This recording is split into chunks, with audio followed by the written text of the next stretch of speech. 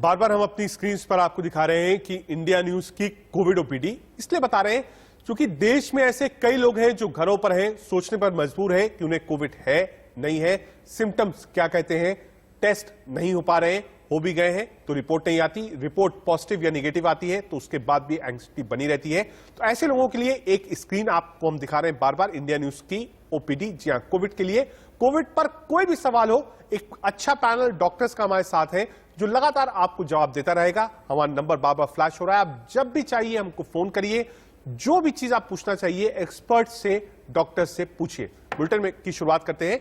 मुंबई में कोरोना की रफ्तार तेजी से बढ़ रही है, ऐसे में मुंबईकरों को कोरोना की चिंता सता रही है। लोग खौफ में हैं, इसलिए वैक्सीनेशन सेंटरों का रुख कर रहे हैं। मुंबई के बीकेसी सेंटर में लोगों की लंबी लंबी कतारें देखी जा रही हैं। लोग जल्दी से जल्दी वैक्सीनेशन लगवाने की फिराक में हैं। वैक्सीन आउट ऑफ स्टॉक्स भी हुई है, इसको लेकर भी राज्य और केंद्र सामने में है। और आप ये तस्वीरें देख रही हैं मुंबई की, जहां लोग लंबी कतारों में लगे, क्योंकि जो हाल है ऑक्सीजन है नहीं, लोग ऑक्सीजन के बिना परेशान है, बेड्स नहीं है, दवाई नहीं है, रेमडेसिविर नहीं है। ऐसे में अब लोगों को इस बात का एहसास हो रहा है, शुरुआत में इतनी लंबी लाइनें हमने नहीं देखी थी। जब कोरोना ने अपना कहर एक बार फिर से बरपाया है, तब लोगों को यह लग रहा है कि अब चलो वैक्सीन लगवा लो, क्योंकि अगर कोरोना हो गया तो बचेंगे कि नहीं बचेंगे ये सिर्फ ऊपर वाले के हाथ में है। मुंबई के बीकेसी जंबो सेंटर से शिवानी मिश्रा की ये ग्राउंड रिपोर्ट देखिए। देश भर का नहीं बल्कि अब दुनिया का सबसे ज्यादा कोरोना का जनरेट करने वाला अगर कोई राज्य है तो वो महाराष्ट्र है। फिलहाल जहां पर प्रतिदिन 60 से 65 हजार केसेस लगातार आ रहे हैं, इसी बीच में वैक्सीनेशन ड्राइव को तेजी से आगे बढ़ाने की कोशिश और मुहिम सरकार द्वारा जारी है। फिलहाल हम खड़े हैं मुंबई के बीकेसी वैक्सीनेशन सेंटर में, जो कि मुंबई का सबसे बड़ा वैक्सीनेशन सेंटर है। लेकिन यहाँ की जो तस्वीरें हैं वो काफी ज्यादा दिल दहला देने वाली है, क्योंकि एक तरफ जहाँ सरकार लोगों से सिर्फ काम रहने पर बाहर आए और सोशल डिस्टेंसिंग मेंटेन करें ऐसी गुजारिश कर रही है, उसी बीच में जो तस्वीरें हैं यहाँ पर आप देख पाएंगे कि सोशल डिस्टेंसिंग के नाम पर शायद ही यहाँ पर कहीं आपको किसी भी तरीके की जगह नजर आए। अगर चारों तरफ, मेरे कैमरा पर्सन राजू शर्मा से मैं रिक्वेस्ट करूंगी आपको दिखाएं कि चारों तरफ सिर्फ और सिर्फ भीड़ के नजारे हैं। लोग टोपी पहने, सर पर अपने रुमाल लगाए, अपने आप को झोले से कवर करते धूप में इस भारी भीड़ के अंदर लगातार लाइन लगाए हुए हैं। बता दें कि फिलहाल महाराष्ट्र प्रशासन बीएमसी द्वारा इस तरह का एक रेगुलर जारी किया गया है, जिसके तहत जो सेकेंड डोज लेने वाले व्यक्ति हैं उन्हें सबसे पहले वैक्सीन का टीका दिया जाएगा और उसके बाद जो सेकेंड डोज के बाद जो फर्स्ट डोज वाले लोग हैं उन्हें वैक्सीनेशन ड्राइव में इंक्लूड किया जाएगा। हालांकि दिन प्रतिदिन दिन नजदीक आ रहे हैं 1 मई को लेकर, जहां पर 1 मई से जो युवा वर्ग है जो 18 वर्ष से शुरू होता है उन लोगों को भी वैक्सीन का टीका लगेगा। लेकिन फिलहाल की जो यहाँ तस्वीरें हैं वो साफ बताती हैं कि अभी भी मुंबई का सीनियर सिटीजन वर्ग और जो 45 साल के ऊपर का जो वर्ग है वो खुद अब तक वैक्सीनेट नहीं हो पाया है। इसी बीच में अगर युवा वर्ग की भीड़ भी यहाँ पहुंचेगी तो शायद तस्वीरें और भी ज्यादा भयावह हो सकती है और कोरोना का प्रसारण प्रसाद की तरह हर किसी के घर पहुंचने में ज्यादा देर नहीं लगेगी। कैमरा पर्सन राजू शर्मा के साथ शिवानी मिश्रा, इंडिया न्यूज मुंबई। एक तरफ महाराष्ट्र जहां न सिर्फ देश भर में बल्कि दुनिया भर में कोरोना का हॉटस्पॉट बना हुआ है, महाराष्ट्र प्रशासन का दावा है कि वो वैक्सीनेशन ड्राइव को भी सबसे ज्यादा तेज कर रहे हैं। लेकिन वैक्सीनेशन सेंटर्स की क्या हालत है, ये तस्वीरों के जरिए आपको दिखाने की कोशिश करेंगे कि जहां एक तरफ लगातार प्रशासन द्वारा ऑक्सीजन सिलेंडर्स, बेड्स की किल्लतों को एक तरफ कवर किया जा रहा है, उन गैप्स को। इसी बीच में वैक्सीनेशन सेंटर्स पर लगातार बढ़ रही भीड़ भी एक तरीके से इस अलर्ट को तैनात करती है कि आगे आने वाले दिनों में कोरोना के केसेस बढ़ सकते हैं, क्योंकि अभी भी जिस तरह से वैक्सीनेशन की कमी की खबरें सामने आ रही हैं उसको लेकर वैक्सीनेशन सेंटर्स पर लगातार भीड़ जो है वो ज्यादा बढ़ गई है। इसी बीच में प्रशासन का कहना है कि जो सेकेंड डोज लेने वाले बेनिफिशियरीज हैं उन्हें पहले डोज दिया जाएगा और उसके बाद फर्स्ट डोज लेने वालों को उनका वैक्सीनेशन का डोज दिया जाएगा। लेकिन चारों तरफ की जो तस्वीरें हैं वो साफ बताने के लिए काफी हैं कि किस तरह की भीड़, जीरो सोशल डिस्टेंसिंग और यहाँ पर प्रशासन के बड़े बड़े दावे कहीं ना कहीं किसी न किसी प्रकार से फेल होते हुए नजर आ रहे हैं, क्योंकि अभी भी जितने लोग हैं सभी ने वैक्सीनेशन का डोज नहीं लिया है, यानी कि टीका नहीं किया है। और साथ ही साथ अगर सोशल डिस्टेंसिंग नहीं मेंटेन करेंगे तो टीका लेने के बावजूद भी कोरोना का खतरा टलेगा, इसका कोई दावा अब तक सामने नहीं आया है। है। देखना होगा कि जब लगातार हजारों की भीड़ वैक्सीनेशन वैक्सीनेशन खत्म होने की खबरों के बीच में सामने आ रही है, तो किस तरह से बढ़ रहे कोरोना केसेस का अंत होता है। कैमरा पर्सन राजू शर्मा के साथ शिवानी मिश्रा, इंडिया न्यूज, मुंबई। हम लगातार आपको बता रहे हैं इंडिया न्यूज की कोविड वाली ओपीडी है। आपके कोई भी सवाल हो तो आप पूछ सकते हैं।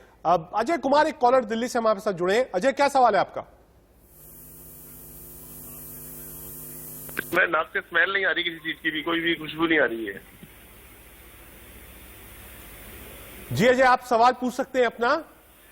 जी मैं बोल रहा हूँ, मुझे किसी भी चीज की स्मेल नहीं आ रही है, कोई खुशबू नाक से मैं पता नहीं चल रहा, खुशबू नहीं आ रही किसी चीज की। ठीक है, स्मेल नहीं आ रही है। डॉक्टर चावला, अजय दिल्ली से हमारे साथ अजय जी जुड़े हैं, कह रहे हैं कि इन्हें किसी भी चीज की स्मेल नहीं आ रही है, घर पर हैं, इसीलिए हमने नाम दिया है कि इंडिया न्यूज की कोविड वाली ओपीडी। आपने सवाल पूछा, डॉक्टर चावला क्या जवाब होगा? अजय, क्या आपको कोई बुखार भी चल रहा है कि खाली नाक की स्मेल और मुंह का स्वाद नहीं है? कि आपको कोई फीवर भी चल रहा है अजय, कि कोई फीवर नहीं चल रहा है? जी नहीं, फीवर तो मैं बता दूं आपको, हाँ, आपको फीवर भी है, बुखार है कि नहीं है आपको? बुखार नहीं है। क्या वो बुखार नहीं है? बुखार नहीं है। देखिए, मैं बता दूं कि कोरोना जो कोविड-19 का जो ये स्मेल ना आने वाला सिम्टम एक बड़ा कॉमन सिम्टम है, लेकिन जो स्मेल नहीं आती वो कई दूसरे कारणों से, नाक की एलर्जी से और नाक के इन्फेक्शन से भी जा सकती है। अगर किसी पेशेंट को हल्का बुखार रहता है और मुंह की नाक की स्मेल चली जाती है और मुंह का स्वाद नहीं रहता है, तो उसको अपना RT-PCR टेस्ट करवाना चाहिए। अगर उसको पहले से ऐसी स्मेल लगाने की तकलीफ है तो हम इसको कोरोना नहीं समझेंगे, कोविड-19 नहीं समझेंगे। लेकिन अगर ये रीसेंट ओरिजिन का है, वो साथ में थोड़ा बुखार है, तो उनको RT-PCR जो कोविड-19 का एक पक्का टेस्ट है वो करवा लेना चाहिए। ठीक है अजय, डॉक्टर चावला की यही हिदायत है कि आपको RT-PCR टेस्ट अपना कराना चाहिए। बहुत शुक्रिया डॉक्टर साहब आपका भी। अगले कॉलर हमारे हैं अमित, जो कि जयपुर से जुड़े हैं। अमित, आप अपना सवाल पूछ सकते हैं। जी सर, मेरा सवाल ये था कि मेरे पिताजी को और मुझे, मतलब मेरी फैमिली को ना, बुखार, हल्का सा बुखार है। तो बुखार होने के बाद में मैंने टैबलेट लिए, पैरासीटामोल और जिंक की कुछ टैबलेट्स हैं और लिम्सी की टैबलेट है चूसने की। तो उसके बाद वो टैबलेट्स लेने के बाद में बुखार उतर गया। फिर मेरे फादर को 2 दिन बुखार नहीं रहा है बिल्कुल भी। फिर बुखार आज दोबारा रिपीट हुआ है।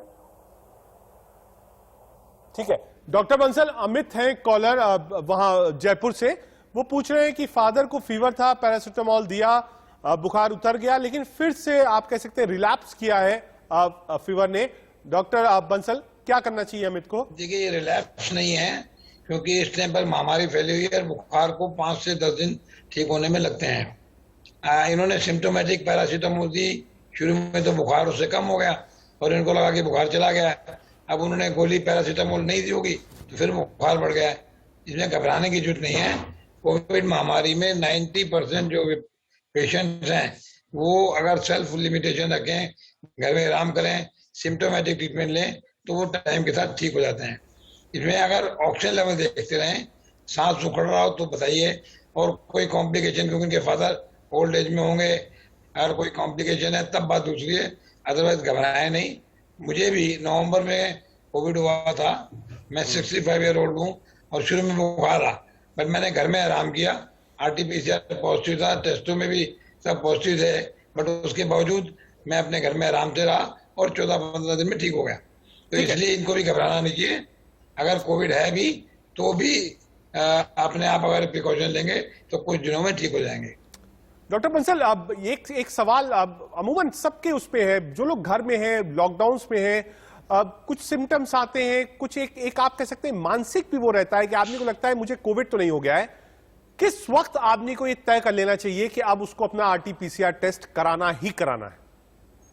देखिए, इस समय अगर सिम्टम्स आते हैं बुखार के, खांसी जुकाम के, लॉस ऑफ टेस्ट के, तो आप समझिए कि 90% से ऊपर ये कोविड है। बट कोविड भी कोई खतरनाक कोविड नहीं है जो लोगों के दिमाग में बार बार आ रहा है कोविड बहुत खतरनाक है। खतरनाक कोविड नहीं है, खतरनाक हमारे यहाँ का सिस्टम हो चुका जो बेकार था, जिसको यूज नहीं कर रहे थे। एकदम से नंबर ऑफ पेशेंट बढ़े तो वहाँ बेड नहीं है या वहाँ ऑक्सीजन नहीं है। अगर ये बेड मिल जाए और ऑक्सीजन मिल जाए तो इनमें से भी जो लोग अस्पताल में, मोस्टली लोग ठीक हो जाएंगे। अब लोगों में घबराहट फैली हुई है, मीडिया में इतना आ रहा है कि लोग मर गए, तो ज्यादा घबराए हुए हैं। हमें कहना ये है कि घबराने की जरूरत नहीं है।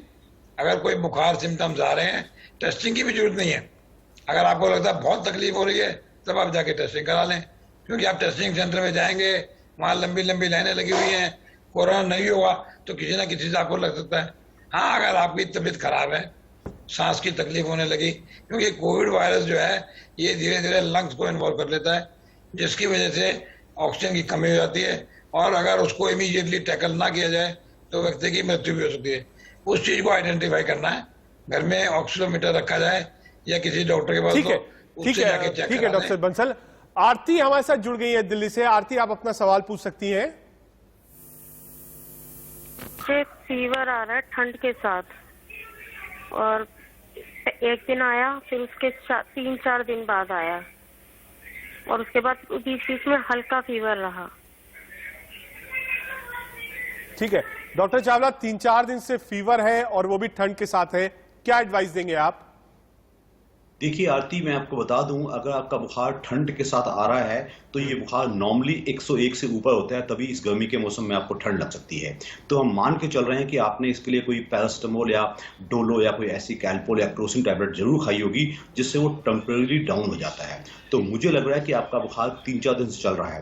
हालांकि ठंड से लगने वाले बुखार के कारण दूसरे भी होते हैं, लेकिन आपको अगर कोई दूसरे सिम्टम नहीं है और कोई यूटीआई यानी कि पेशाब का इन्फेक्शन वगैरह नहीं है, तो हम आपको दोबारा कहेंगे, आज के महामारी के दिन में आज यही कहा जाएगा, कोई भी बुखार एक ही बुखार हो सकता है जिसका नाम है कोविड-19। तो आप अपना जो इधर रैपिड एंटीजन टेस्ट कोरोना के लिए या RT-PCR जो कि श्योर एंड शॉर्ट टेस्ट है, वो करवा लेने में थोड़ा फायदा है।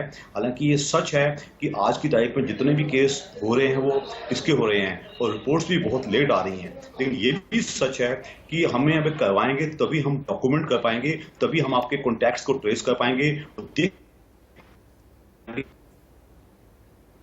कोविड-19 बुखार ना हो पाए तो मैं दोबारा से कहूंगा कि आप अपना RT-PCR टेस्ट, ये सरकारी संस्थानों में भी हो रहा है और प्राइवेट में भी हो रही है। हालांकि आपका रिपोर्ट आने में 2-3 दिन 4 दिन लग रहे हैं, तो भी आपको करवाना। ठीक है डॉक्टर साहब, ये आप बात है, और लगभग कम्युनिटी डिजीजेस में भी जो लोग डील करते हैं, जो डॉक्टर से वो और भी कह रहे हैं कि पैंडेमिक में अगर आपको फीवर है, अगर आपकी स्मेल ठीक नहीं है, आपको भूख भी नहीं लग रही है, आपको और भी समस्याएं हैं, कफ है, कंजेशन है, 90+ सिम्टम्स, आप मान लीजिए कि आपको कोविड ही है, या ये बिल्कुल मतलब ये नोन वो है कि अगर पैंडेमिक है तो आप मान के चलिए कि अगर आपको फीवर आया है तो 90+ प्रोबेबिलिटी होगी कि आप कोविड-19 पॉजिटिव है।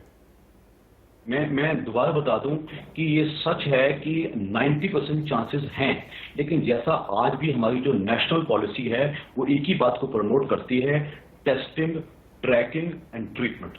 जब तक मैं एक परिवार में, हालांकि टेस्टिंग मुश्किल से हो पाती है, अब उसको मैं टेस्ट करके कंफर्म नहीं करूंगा तो मैं आगे के केसेस को कैसे पकड़ूंगा?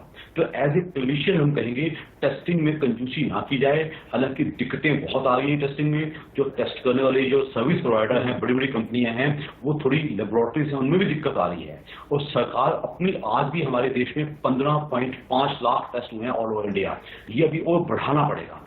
तो इसको बढ़ाएंगे तभी हम ये मान लें कि हम ऐसे ही पहले मान लें कि बिना टेस्ट किए तो होगा ही, तो हम उसका पक्का ट्रीटमेंट नहीं कर सकते। हमें ये सच है कि कुछ पेशेंट्स में सिम्टोमेटिक ट्रीटमेंट की जरूरत होती है। ठीक है डॉक्टर चावला, ठीक है डॉक्टर बंसल, यही सवाल आपसे भी, अगर फीवर है, सिम्टम्स है, तो क्या माना जाए कि आपको कोविड है? इस पैंडेमिक के टाइम पर जो इस तरह के सिम्टम्स हैं, हमारा जो डायग्नोसिस हम मेडिकल में बनाते हैं, एक प्रोविजन डायग्नोसिस बनाते हैं, उसके अंदर सबसे पहले देखते हैं कि सिम्टम्स क्या है। अब कोविड फैला हुआ है, महामारी के रूप में फैला हुआ है, तो जरूर चांसेस है कि इनको कोविड हुआ होगा। अब मेन चीज है कि ट्रीटमेंट करना है इसका, और ट्रीटमेंट में सबको बताया कि 90% लोग ठीक हो रहे हैं कि घर में आराम करें, सिंपल सिम्टोमेटिक ट्रीटमेंट करें। हाँ, अगर कोई कॉम्प्लिकेशन हो रही है, कोई पुराने डिजीज है, जैसे ये लड़की आरती यंग होगी, अगर इसके घर में किसी और को नहीं है तो इसके बहुत हद तक चांसेस हैं ठीक होने के, अगर प्रिकॉशन ले, स्टीम ले, एक्सरसाइज। ठीक है डॉक्टर बंसल, आपने और डॉक्टर चावला, आपने इंडिया न्यूज की कोविड वाली ओपीडी में, आप दोनों ही डॉक्टर्स थे, आपने जितने भी कॉलर्स थे सबको आपने जवाब दिया, बहुत शुक्रिया इसके लिए। फिलहाल एक छोटा सा ब्रेक, आप देखते रहिए इंडिया न्यूज।